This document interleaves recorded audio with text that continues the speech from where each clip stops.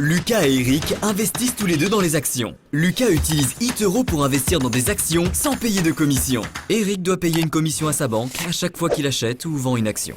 Lucas utilise CopyTrader pour reproduire les portefeuilles des meilleurs investisseurs en temps réel. Eric reçoit des conseils d'investissement de la part de son cousin Paul. Disque laser. Alors, comment se fait-il que Eric soit un aussi bon investisseur que Lucas? Il ne l'est pas, parce que Lucas utilise eToro et Eric ne le fait pas. Téléchargez eToro et investissez dans des actions sans payer de commission.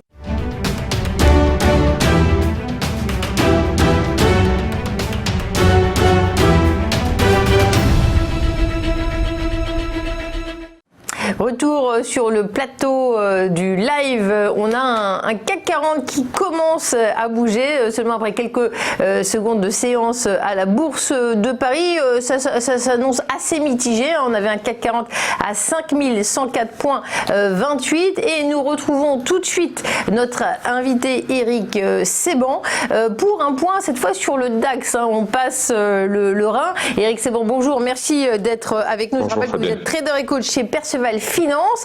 Alors ce DAX, hier soir, 13 170,11. À quoi faut-il s'attendre maintenant ? Bon, déjà, ce qu'on peut observer, c'est que la situation est assez claire. Si elle a été un petit peu un moment comme ça en phase de pause, en tout cas le DAX, lui, a repris sa tendance haussière en cassant les 13 000. Le graphique que je vous ai envoyé n'est pas très différent de celui de la semaine dernière. Nous évoquions un scénario qui pouvait nous amener à faire un double top vers 13 000. Puis maintenant, c'est clair, il n'y aura pas de double top puisque ça a cassé par le haut.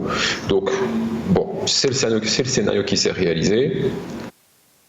La tendance haussière s'est réinstallée, elle était en pause depuis la mi-juin. En faisant un nouveau plus haut, elle est repartie, elle se réinstalle. Donc le marché, bon, on voyait bien depuis quelques jours que le marché cherchait des raisons pour évoluer un peu plus haut, un petit cran au-dessus. Sans doute que l'accord européen a été le catalyseur, en tout cas la raison principale pour pousser un petit peu. Moi, ce que je note, c'est que hier, en tout cas, nous avons eu un gap à l'ouverture, un gap haussier. Le marché n'a fait que monter le matin et puis il a tout reperdu l'après-midi. En situation, entre guillemets, logique de pression sur les vendeurs à découvert, le marché ne serait pas reparti en arrière comme ça. Donc pour moi, le message qu'il m'envoie, c'est que les pressions techniques restent assez modestes pour le moment. En tout cas, les vendeurs à découvert ne sont pas sous pression. Et le marché continue de bouger complètement dans le vide. On a fait tout et son contraire hier dans la même journée. Et je pense qu'on va devoir encore tabler sur des mouvements de ce genre. Le marché reste relativement vide. Donc nouveau plus haut depuis lundi, et puis sur le plan de chartiste, vous le voyez, il y a de la place, parce qu'à gauche, on n'a pas beaucoup d'obstacles pour monter vers 13 800. Alors ça, c'est quelque chose de très scolaire comme analyse, on est bien d'accord, mais il n'empêche que ça reste une information dont je tiens compte.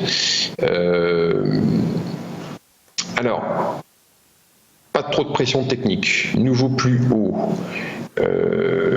La situation générale reste toujours la même. Le marché a atteint un objectif, le DAX en tout cas a atteint un objectif intermédiaire, et ce que je vois d'assez probable, c'est un pullback sur les 13 000, c'est normal, on avait une résistance à ce niveau-là, on vient de la franchir, donc la logique chartiste voudrait que le marché fasse un pullback pour tester et revenir au moins sur les plus hauts d'hier, voire plus si affinité. Dans ce contexte où l'évolution haussière ne fait pas question. Je crois que là maintenant on est bien clair sur le sujet. Je vais garder la même stratégie intraday, ça ne va pas vous surprendre. Je pense que depuis des semaines je vous dis que je suis acheteur sur repli. C'est pas maintenant que je vais changer évidemment, puisque tout ce qui peut être un support chartiste dans un petit repli comme ça de tendance haussière, je vais l'exploiter. Alors c'est toujours pareil, attention, je continue à rester léger parce que je ne veux pas subir la pression éventuelle. C'est-à-dire que quand je vois les mouvements d'hier, ça ne m'a pas surpris parce que c'est pas les premiers, mais je continue de calquer ma stratégie par rapport à ça. Ce que je veux pas, c'est subir une pression quelle qu'elle soit par rapport à des mouvements amples qui sont sans relais, où on revient exactement d'où on était, comme on a vu hier.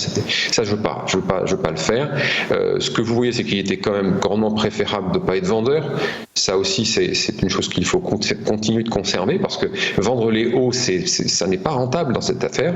Vous êtes stoppé assez souvent pour pas grand-chose. Il faut continuer, en tout cas, le marché ne donne aucune indication de faiblesse. Donc dans ces cas-là, il est préférable de continuer à essayer d'accompagner la tendance en achetant les replis. Alors je vous dis pas que c'est facile, je vous dis pas qu'on gagne beaucoup d'argent parce qu'en effet, on est léger. En tout cas, pour ce qui me concerne, moi, je vais lever un petit peu le pied parce que c'est à l'approche des vacances, c'est normal. Et puis en plus, je vais rester calé dans mon plan qui est de traverser la phase en essayant de passer ça le mieux possible sans me faire piéger.